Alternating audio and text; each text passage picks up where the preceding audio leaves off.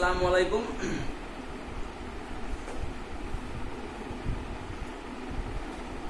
আশা করি সবাই ভালো রয়েছো। This is my first online class after closing of GD Academy due to disaster of COVID-19 which already spread out all of the world. তো যাই হোক, এর মধ্যে ছুটির মধ্যে আর কি সবাই বেশ ভালোই মজায় ছুটি কাটাচ্ছে, সবাই খুব ভালো আছে, ভালো সময় কাটছে। কিন্তু আমরা কি সবাই স্টুডেন্ট, তো আমাদের পড়াশোনা ছাড়া আমাদের ভালো সময় কাটতেই পারে না। তো ছুটি মানেই পড়াশোনাটা আমাদেরকে বেশি বেশি করে করতে হবে, তবে আমাদের সময়টা ভালোভাবে কাটবে। ওকে, তো দেখো ক্লাস 12-এর একবারে ফার্স্ট চ্যাপ্টার এবং একেবারে খুব একটা ইন্টারেস্টিং টপিক ইলেকট্রোস্ট্যাটিক্স নিয়ে আমরা আজকে আলোচনা করব। তার আগে আমরা ফিজিক্স ক্লাস 11-এ পড়েছি, সকলেরই কম বেশি আইডিয়া রয়েছে। তো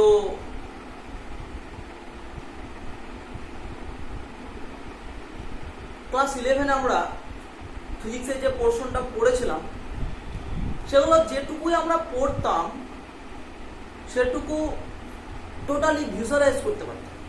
যদি নেচারে আমরা তাকিয়েছি তাহলে আমরা টোটালি দেখতে পেয়েছি নেচারে জিনিসটা কি। I would like to explain an example. Gravitational force সকলে আমরা পড়েছি, কিন্তু কি গ্র্যাভিটেশনাল ফোর্স কি? যে the particle which have been mass attract to each other. So এটা কিভাবে দেখেছি আমরা, একটা বলকে যদি ওপর থেকে উপরে রেখে দিই, ওর নিচে গ্র্যাভিটেশনাল ফোর্সের জন্য চলতে শুরু করে। সেম থিং আমরা দেখেছি যে ফ্লুইড মেকানিক্সে কি দেখেছি, এই লিকুইড যাচ্ছে, viscous force, surface tension et cetera et cetera, Brownian motion, কিছু ফুলের পরাগরেণুকে জলে ছেড়ে দিলে চলাফেরা করে, ইচ অ্যান্ড এভরিথিং আমরা ভিজুয়ালাইজ করতে পেরেছি। কিন্তু ক্লাস 12-এর ফিজিক্সটা 11-এর থেকে টোটালি আলাদা বলতে ক্লাস 12-এ ম্যাক্সিমাম ফিজিক্সটা আছে ইমাজিনেশন পাওয়ার।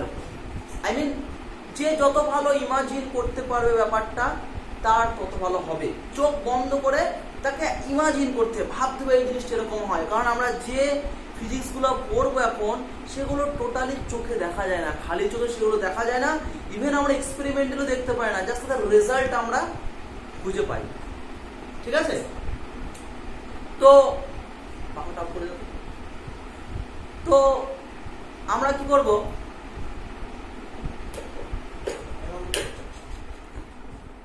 কি করব, কিরকম ইমাজিনেশন?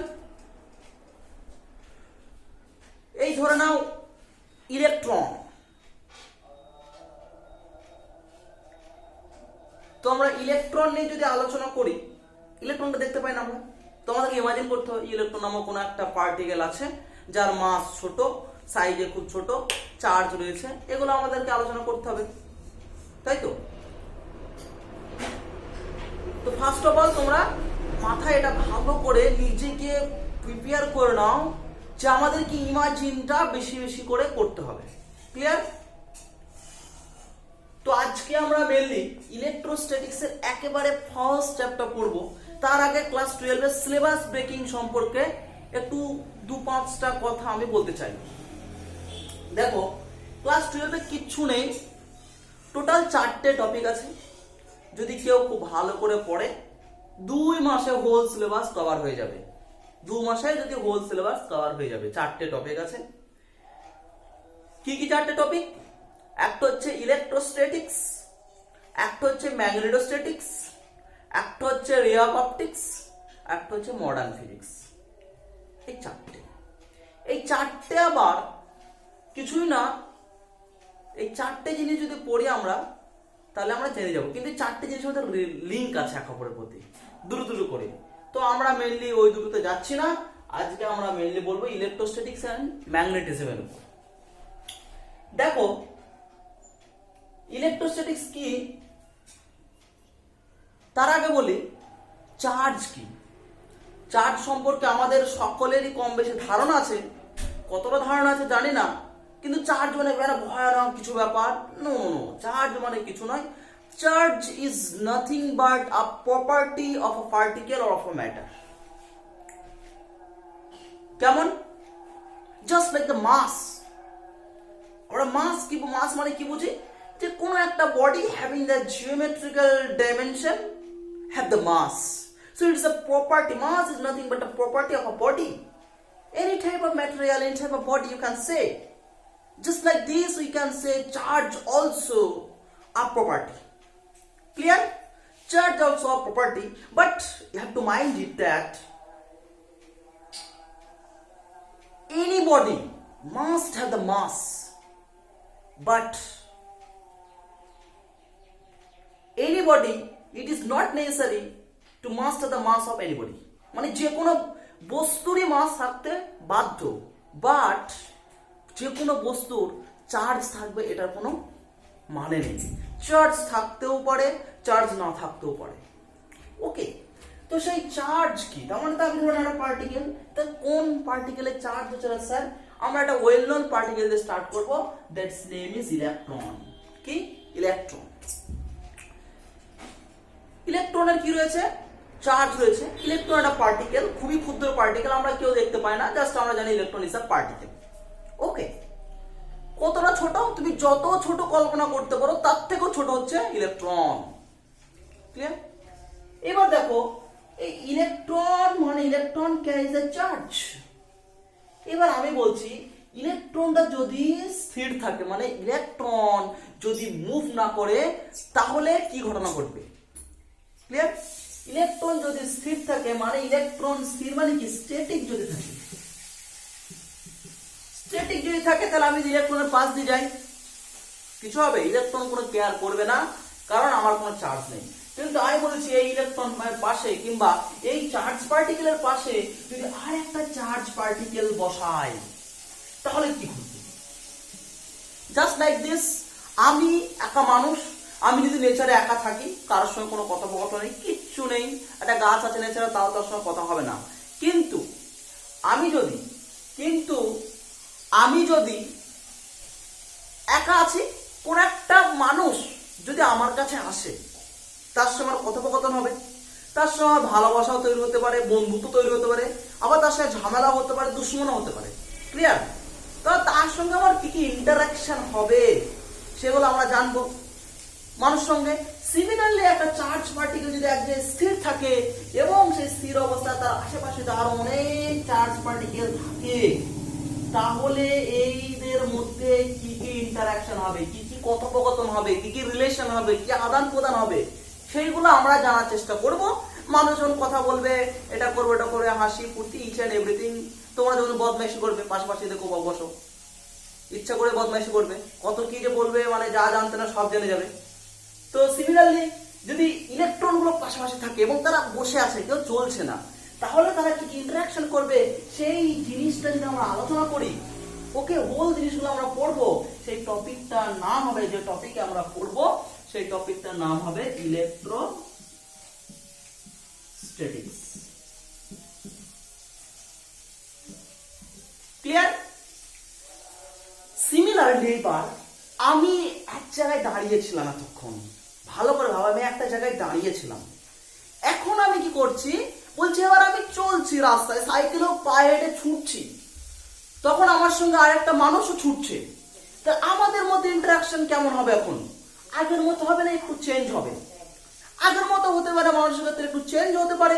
স্যার কি কি চেঞ্জ হবে? আমি ছুটছি, আমার এনার্জি লস হচ্ছে, ভালো করে কথা বলবো না মুখ দিয়ে, তো ছুটছে, ওই সময় কথা কষ্ট হলে কি এনার্জি লস হচ্ছে, রাগ বেরোবে, ছোট কথায় রেগে যাবো, তারা মেরে দিতে পারে। আবার কি আমরা দুজনে যদি কেউ কোনো বিপদে ছুটি, আমি একা কারোর জন্য, কেউ যদি আমার সঙ্গে কম পেটে যায়, তা ছুটছে, তোমার ভালো লাগতে পারে, মানে তার সঙ্গে ভালো সম্পর্ক তৈরি হতে পারে। কিন্তু মাইন্ড ইট, আমার প্রনাউন্সিয়েশন ছুটছুটে কিন্তু ভালো হবে না, আমি ভালো কথা ছুটছুটে বলতে পারবো না। মানে আমি দাঁড়িয়ে থাকা অবস্থায়, স্ট্যাটিক অবস্থায় যে প্রপার্টি গুলো দেখাচ্ছিলাম আর একজনের সঙ্গে, আমি যদি ছুটি, সেম প্রপার্টি আমি কোনোদিন দেখাতে পারবো না, সেখানে প্রপার্টি একটু চেঞ্জ হবে। জাস্ট লাইক সেম জিনিস ইলেকট্রন গুলোর মধ্যে ঘটে, যদি দুটো তিনটে, দুই বা তিন চারটে স্ট্যাটিক মানে চার্জ পার্টিকেল যদি মুভ করে, র্যান্ডমলি যদি মুভ করে, তাহলে তারা স্ট্যাটিক অবস্থায় যে সমস্ত প্রপার্টি দেখাতো, যদি ছোট প্রপার্টি চেঞ্জ হবে কিছু, তাদের কিছু প্রপার্টিকে আমি কিছু প্রপার্টি পরিবর্তন লক্ষ্য করতে পারবো। এই যে সেই যে যদি ছোট ইলেকট্রন যদি ছোটে তারপর বিভিন্ন ইলেকট্রনের মধ্যে বা ইলেকট্রন, আমি জাস্ট এক্সাম্পল বলছি, কোনো চার্জ পার্টিকেলের মধ্যে যে সমস্ত ইন্টারাকশন হবে, সেই সমস্ত ইন্টারাকশন গুলো যদি আমরা পড়ি, সেই টপিকটা যে পড়বো সেই টপিকটার নাম দিলাম ম্যাগনেটিজম। কি দিলাম?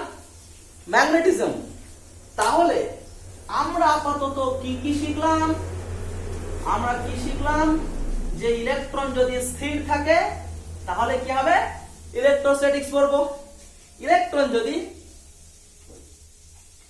ছুটতে শুরু করে তাহলে কি পড়বো? ম্যাগনেটিজম পড়বো।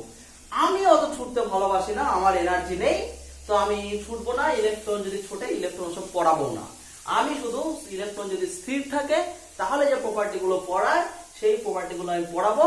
That is I will discuss about the electrostatics in this year, and the magnetism will be discussed by KM sir. Is it clear? KM sir magnetism পড়াবেন, আমি পড়াবো ইলেকট্রোস্ট্যাটিক্স। সবচেয়ে মজার বিষয় হলো এই ইলেকট্রোস্ট্যাটিক্স আমি পড়াচ্ছি, KM sir ম্যাগনেটিজম পড়াচ্ছে, বাট দেখো তোমরা মনে রাখো এটা যে চার্জ দিয়ে আমরা স্টার্ট করেছি, তাই তো? তাহলে আমরা কি পড়বো?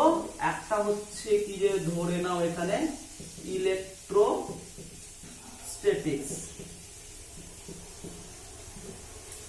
আর একটা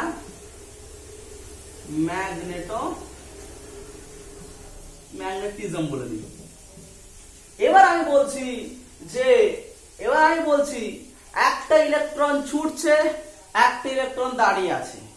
এইবার দুটো জিনিস যদি একসঙ্গে পড়ি, মানে কি, ইলেকট্রন দাঁড়িয়ে থাকলে যে প্রপার্টি দেখাবে, ইলেকট্রন ছুটলে যে প্রপার্টি দেখাবে, দুটো তো আলাদা আলাদা প্রপার্টি, আলাদা আলাদা টপিক পড়ছি আমি বলছি আমি এমন কিছু টপিক পড়তে পারি কি যে এদের মধ্যে একটা ব্রিজ তৈরি করে দিলাম, সেই ব্রিজের উপর থেকে আমি কনক্লুশন টানবো।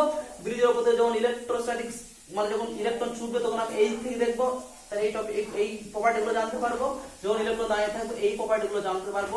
তার মানে কি এই দুটো টপিকের মধ্যে রিলেশন নিয়ে আলোচনা করবে, মানে এর প্রপার্টি আর এর প্রপার্টি দেখাচ্ছে। এবার এই দুটো প্রপার্টির মধ্যে যে রিলেশন, সেই রিলেশন গুলো যে আলোচনা গুলো করবো, তার জন্য একটা টপিক হলো ইএম থিওরি, ইলেকট্রোম্যাগনেটিজম থিওরি। কি?